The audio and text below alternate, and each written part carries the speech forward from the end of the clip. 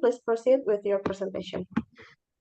Thank you very much. Thank you very much for inviting me to talk here. And I hope you will have a good symposium over there. So you will prepare the presentation or me?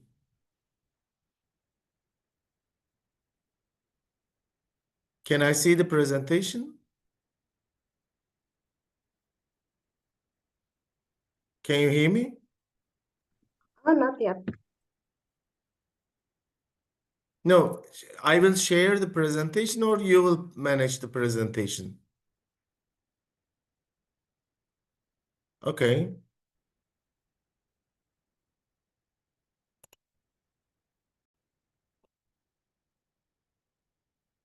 Okay, can you see the presentation now? Oh, yeah, okay. Okay. Okay, is it okay now?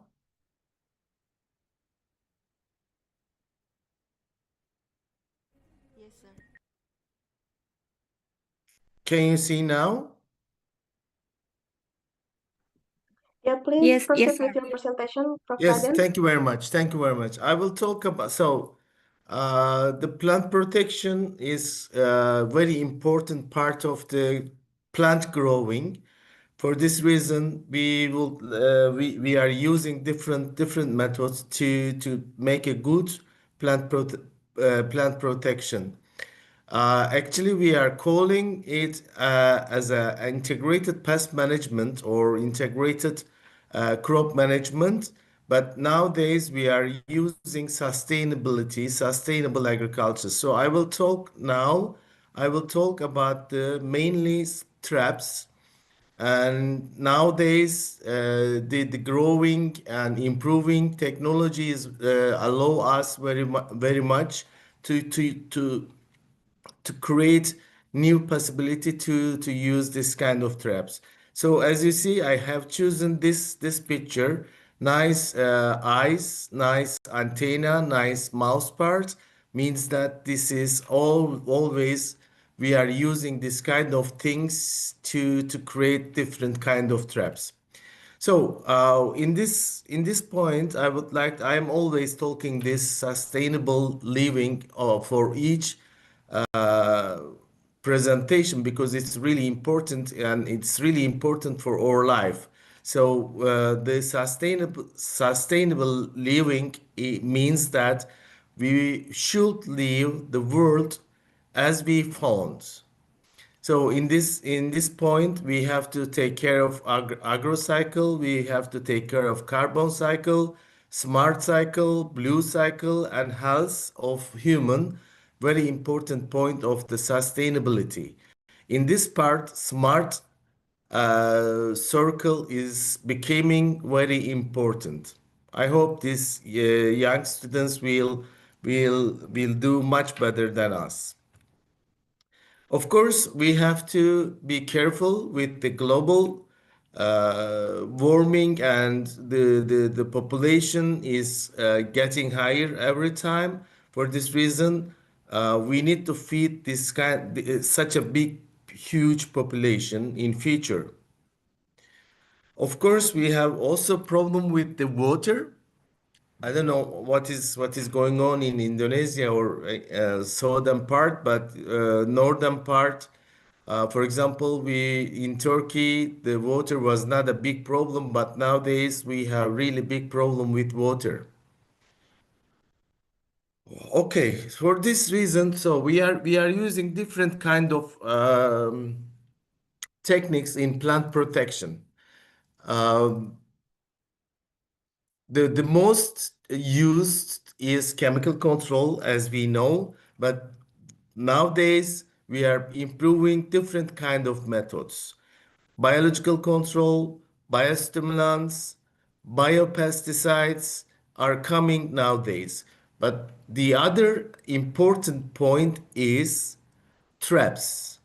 We are using mainly pheromone traps, but on the other hand, we are using color traps such as yellow, blue, and we are using UV traps.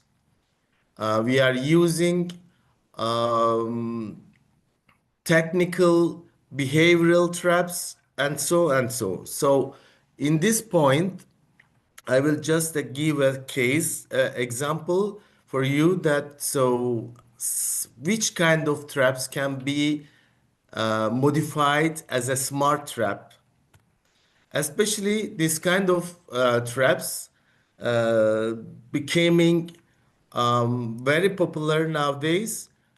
It needs some improvement for sure, but still very good idea.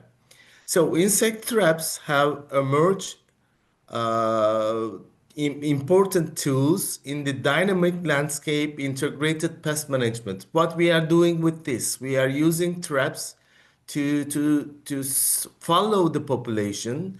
We are using traps for mass trapping, and we are using pheromone as a mating disruption. But in any case, we are using this kind of traps to follow the insects. And if we find the insects in the traps, we are starting to follow their biology, and we are deciding when make the application, pesticide application. So there are several uh, traps can be used, but now I'm talking about mainly pheromone traps. So we can modify the pheromone traps as a smart traps, and how we are doing, and how we will have profit from this. uh, why, as I told you, why we are using these traps. These traps serve early warning systems, flagging past outbreaks and providing data necessary to make timely, informed decision. Their specific lure showcase, in this case, pheromone lures, uh, attracting the insects and traps, catching them, and we are seeing how they are, how their population. Um, you can see different kind of traps. Okay, I took this one very old time uh, publication to show it was the history of the traps very old, and they started to use very nice traps, interesting traps, and this trap shape, color, and lures affect the capacity of the traps. And this is very interesting traps. So it was the one of the earliest trap that for fruit flies there is some kind of protein, melas or something like that, and they are coming inside and dying here. So these are the traps. And for in this point, how we are getting smart traps. So you can see some traps here, but how they are working. So in this point, there's a station here, and there's a lure somewhere here. There is a camera here, and there is a energy supplier here. And then when the insects come into the trap, and they are going to there are also sensor inside and camera inside, and it goes to expert, and it goes to application, it goes to computer, and when you compact together all things, you are having some kind of program, and you can see how many insects in the trap in your phone. This is the new generation. Of course, this is not a perfect right now, but it will be perfect. But in any case, I will tell later.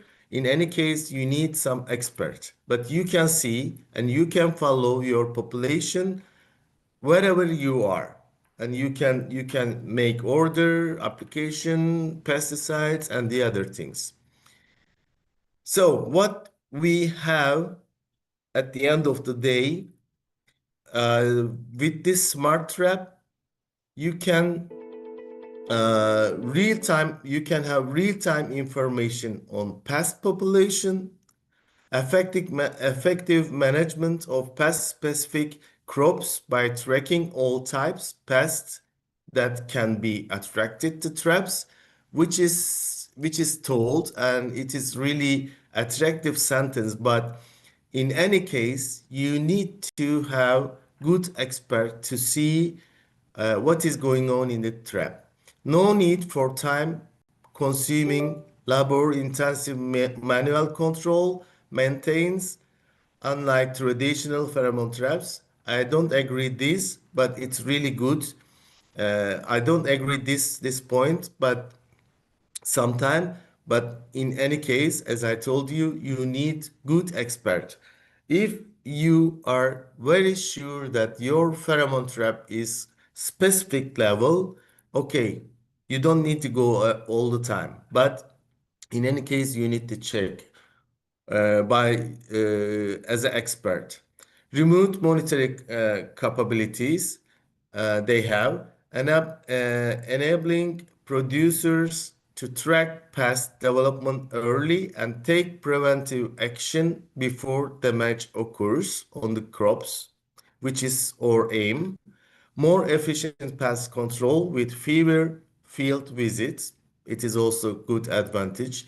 Reduce chemical use and lower residue levels. So if you are following the traps and if you are doing the application according to traps results, you will do less chemical usage and lower cost, time saving for pest control and providing significant benefits to large scale procedures. So this is the new technology. It is not so common right now, but I'm sure that it will be very common. I just wanted to show this kind of traps and this kind of idea for the students for future. We are waiting for from them better ideas and better products. Okay, so this is the again the procedure insects and going to chamber camera and send the data and AI. Uh, so the smart technology and programs will calculate everything and send the message to your phone. So this is what I would like to say, and thank you very much for your attention, and thank you very much inviting me to talk here. Okay, thank you very much, Prof. Kaidan, for the presentation. I think it's very interesting, yeah, to integrate digital tools into pest control. So we will open the question and answer session, last for 10 minutes. I will invite Okay. two questioners. If you would like to ask a question, please use the raise hand feature.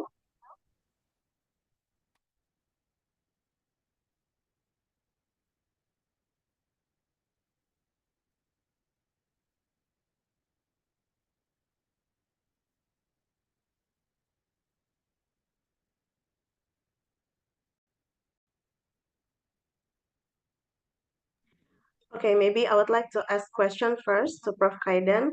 Okay. My question is, what are the main challenges in implementing digital or smart traps in insect pest management?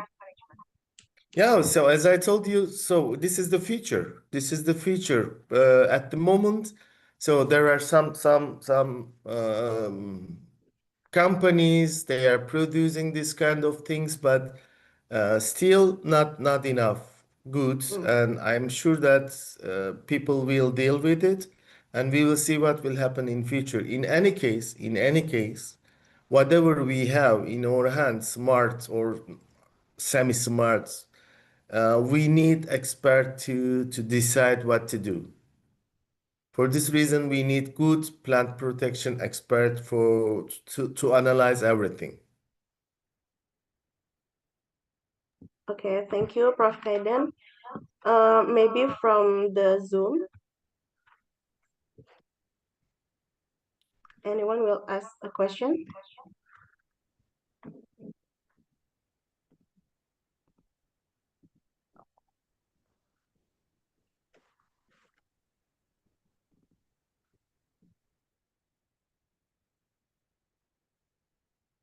a question, please? Okay, from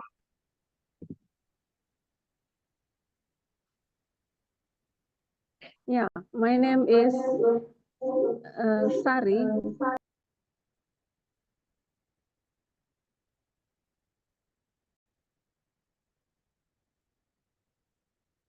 My question is about your technology. Is it applicative and usable for um, like society or a small group research, or is it it should be uh, supported by high technology? Thank you for your Okay, trap that you created. okay. This technology is growing, as I told you, and nowadays it is very good if you have a farm, very big farm, and then you can put this kind of traps, and you can see what is going on in your orchard or in your field, and then even wherever you want, you can follow the population, and you can decide what to do. And for research, for normal farming, everybody can use it. So it is an applicable technology and It is easy it to is use. grow it is growing, still growing, but Oh, it is up, okay. you can use it. Even there are several companies, they are producing different kind of traps. But the most important things, which kind of lures, which kind of pheromone you are using. Most probably they will change the shape of the traps, they will change many things, but still improving technology. And one last question. Do you find challenges in, of course, it is growing, the technology and many methodologies, but do you find some challenges during uh, the development of this methodology? Yeah, this is also my doubt, that so okay, we have some kind of tools, we need to use it, but the best solution, if you ask me, it is the best solution. Of course, it is not. In any case, you need experts, plant protection experts, to decide what to do. These kind of tools just give some ideas. The whole decision must be done by the experts. I'm just saying this student that so be good expert all the time.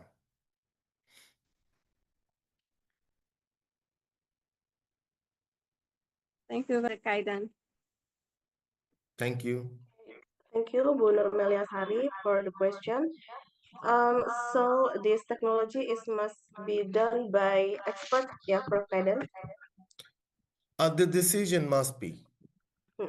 But Okay. this kind of technology is everywhere around us. So like this washing machine getting clever, and television is getting clever. It's something like that.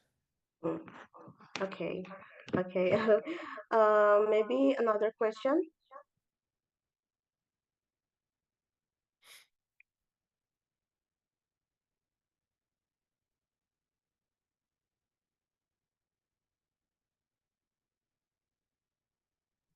Yeah, I think there's no question for Professor Kaidan.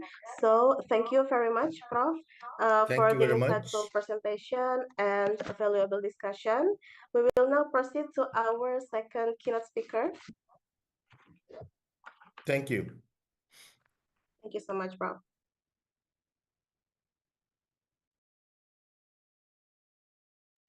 Okay, our second keynote speaker is Dr. Sukri Hajisame from Prince of Songkhla University, Thailand. Growing up in a fishing community shaped Dr. Sukri's early interest in marine and coastal ecosystem. After completing his PhD in biological science at the National University of Singapore, his research has focused on estuarine ecology, aquatic biodiversity, and sustainable agriculture, including mud crab farming and community-based crab bank development. He's also a co-founder of the ASEAN Fisheries Education Network, reflecting his commitment to linking scientific research with regional collaboration and community resilience. He will be deliver a presentation entitled Community Crab Bank, a strategic tool for sustainable seafood and coastal environmental resilience. Um, Unfortunately, Dr. Sukri is unable to join us via Zoom today. However, he has kindly prepared a recorded presentation for this session. So, committee, please play Dr. Sukri's presentation video.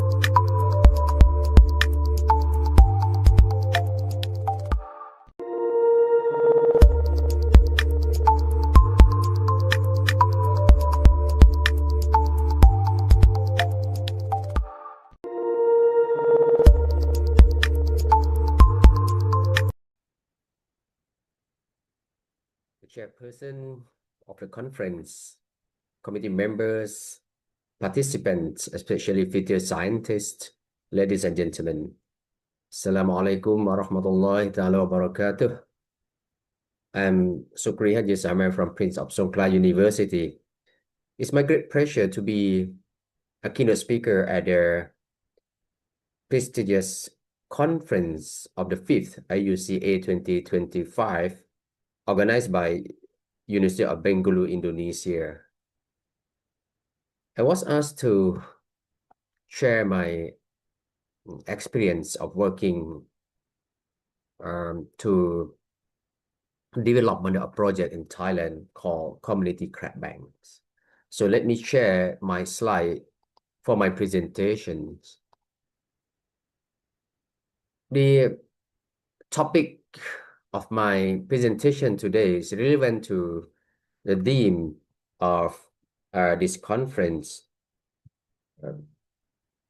which is the empowering future scientists for global food and environment resilience. So now there are many tools, many ways, or many policies that apply by international bodies, national bodies of each country, and even at the local level.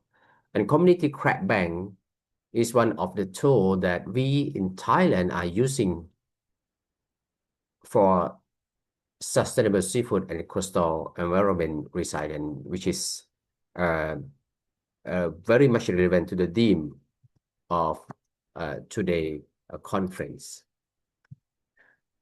There are many challenges that facing by our oceans today. At the end, those challenges become worse and worse. Degradation of their coastal habitat, overfishing, destruction of the ecosystem, and finally, it bring to the reduction of the fish stock in the ocean, where food security is under questions. My topic today, I will give you some concept idea of what is the crab bank or the community crab bank. You may think that this is different from the bank that we always do our business daily. And I give you some experience of my colleague and I working with some community crab bank in Thailand. And there are some activities is relevant to crab bank. And I will give you some conclusion of doing this. For crab bank, we are talking today actually is the crab. And this crab in Malaysia is blue swimming crab. In Malaysia, you call ketambunga, or Indonesia, you call rajungan. But in Thailand, we call puma. So this crab, one of the most popular seafood in our region, including Indonesia and Malaysia and Thailand. Several recipes has been developed by our ancestor to become this animal with high cost.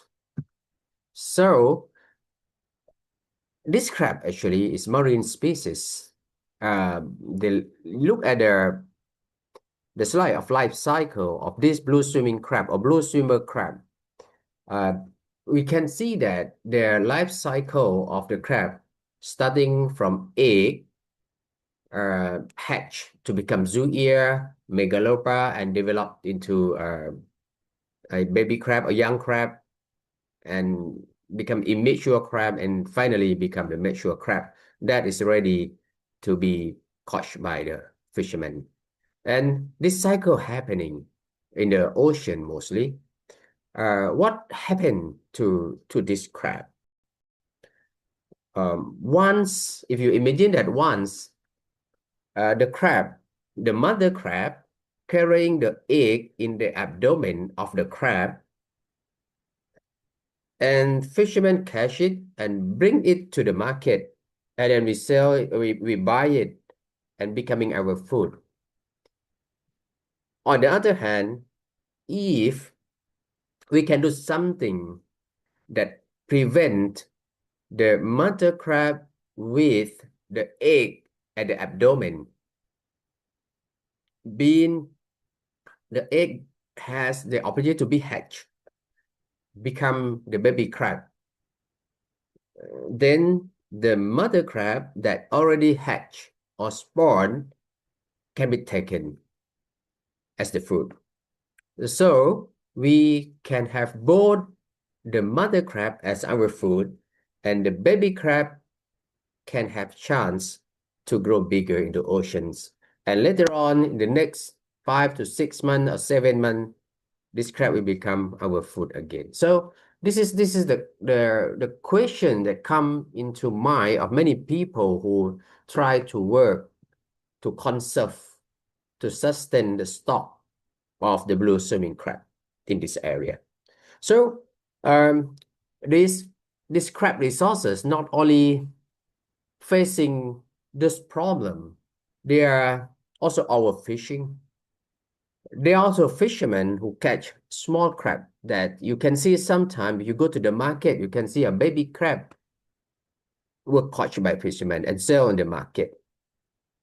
And of course, we are talking about the crab. You look at the photo, this crab carrying eggs in the abdomen. So this kind of mother crab, or we call the buried female crab, being sold in the market locally in many countries. We sometimes think that why do fishermen do this or practice this? This question from fishermen, the answer from fishermen, this is the main income. They have no choice. So the idea of scientists, together with the fishermen, we have to think that how to ask fishermen not to catch the buried female crab, which is possible, which is impossible. But if we ask fishermen, don't sell the buried female crab before it hatch, this is possible. So this has come to the idea of how the community crab bank is working. The community crab bank role is to rehabilitate the crab stocks by changing fishermen attitude and practice. What is the outcome or the ultimate goal of this community crab bank is sustainable crab stocks, which is the topic of my talk today. We want to see more crabs. We want to sustain the crab in the ocean for the future generation to ensure that they have enough crab. They have crabs to the future. So fishermen, they catch crabs. They cannot select crab without egg, or this is the egg at the abdomen. They want the crab entangled. The fisherman has to bring crab back to the shore and sell to the market. So you can see that in the photo, this picture, you can see some of the crabs still carrying an egg. But some crab, of course, they don't carry egg. They have we call the internal egg, which is take more times for egg to develop to become the fertilized egg and to become the baby crab and ready to hatch. So this is what we want. I want to show you that this is the process of the community crab bank. So actually, working with community crab bank, there are three main terms that relevant to the community crab bank. One, we are talking about blue economy. So blue economy is the sustainable ocean economy. The crab is the marine resources or oceanic resources. So once we utilize the crab, mean that we get money, we drive our economy based on the crab resources. We are talking about sustainable fisheries, how to fishes or crab sustainably. The easy meaning of the sustainable fishery is fishing that leave enough fish in the ocean and minimize impact on the ecosystem. We leave enough fish. We fish, but we still have enough fish in the ocean. And of course, we are talking about a healthy ecosystem. So healthy ecosystem means healthy organism and population, and still sustain services to human being like us. So this is the concept of managing coastal resources nowadays. So what is the bank? Or what is the crab bank? How it works? How does it work? So when we're talking about bank, you always think about Bank Negara or whatever bank in Malaysia, in Indonesia, or in Thailand. But this community crab bank is different from the bank defined as we understand so far. The community crab bank actually is the place where fishermen, they work together.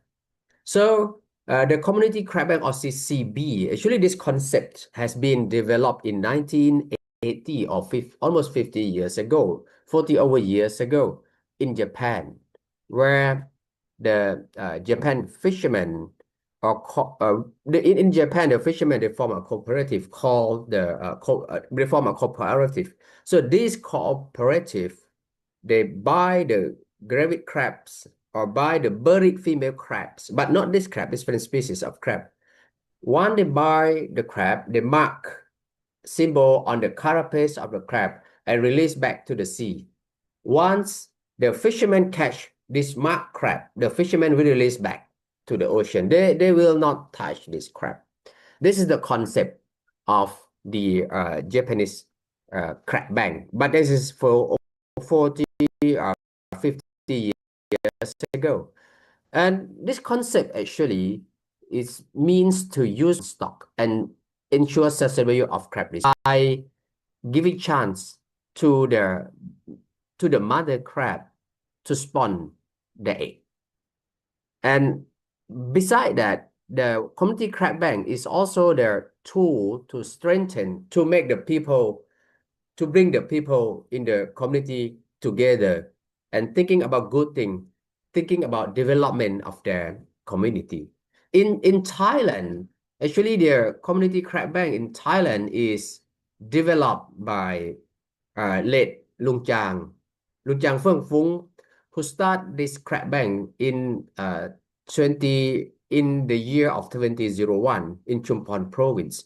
He started with his own budget, and that community crab bank nowadays become the model of community crab bank all over Thailand now. And the concept idea, so you come into your mind that, so what is exactly the idea of the community crab bank or of crab bank?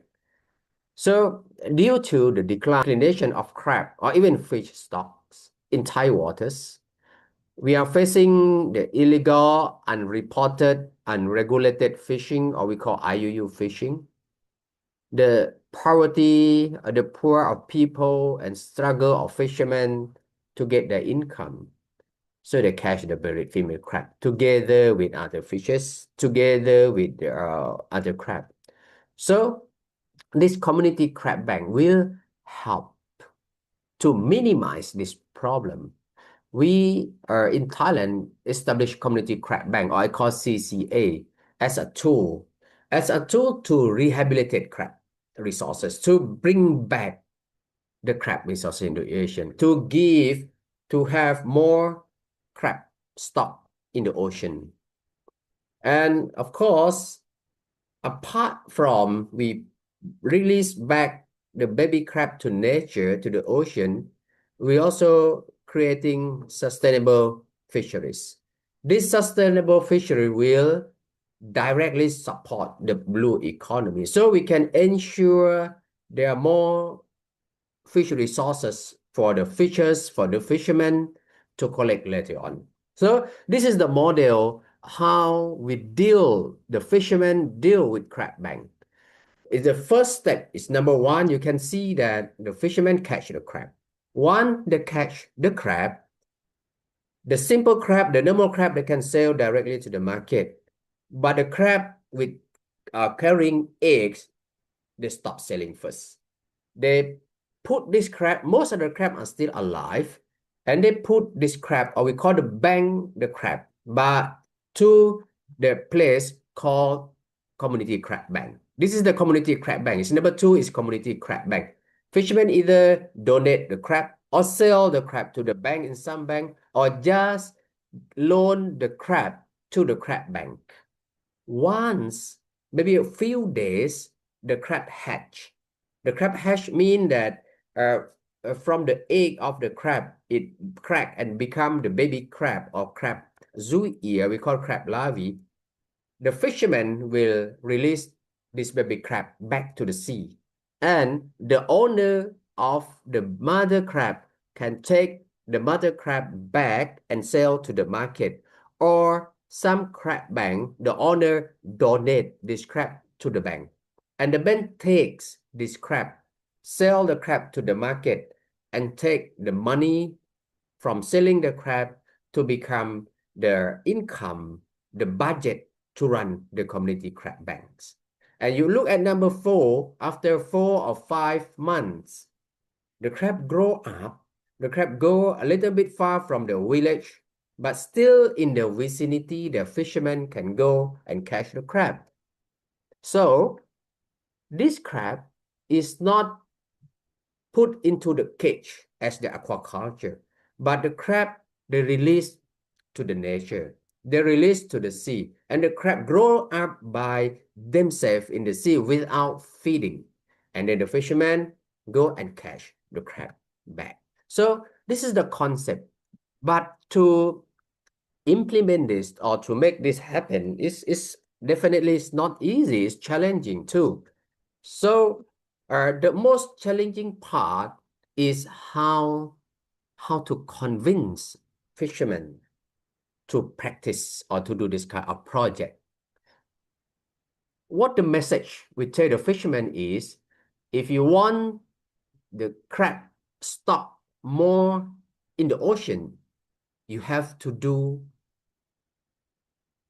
crab stocking by community crab bank yourself. It's your responsibility, not other people's responsibility.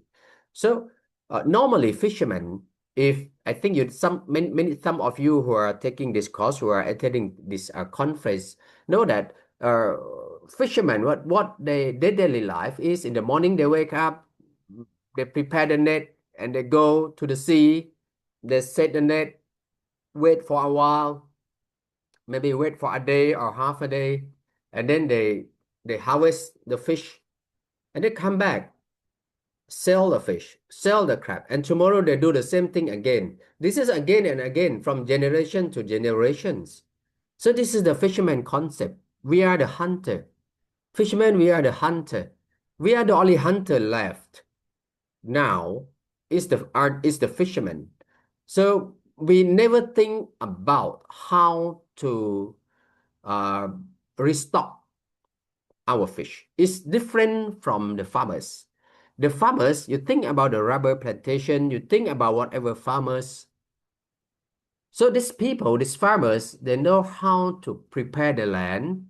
They have to prepare the seed.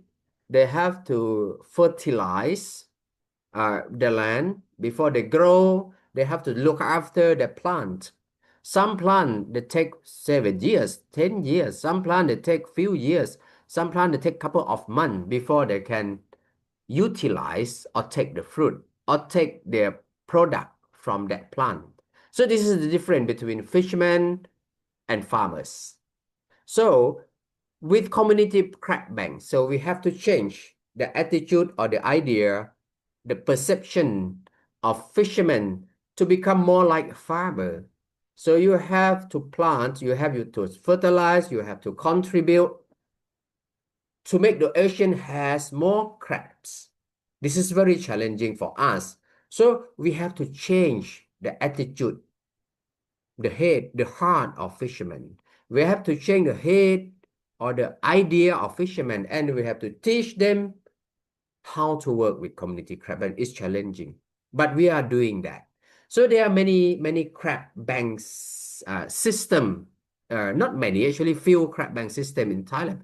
The old system is we call the cage system. The cage system, this cage you can see in aquaculture, but for crab bank, this cage is used to put the mother crab carrying the egg into the nets or into the cage. Once the crab spawn, the baby crab will swim out of the cage by themselves.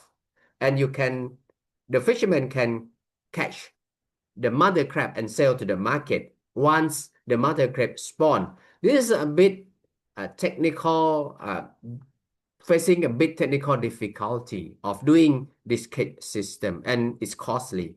But another system is the simple hatchery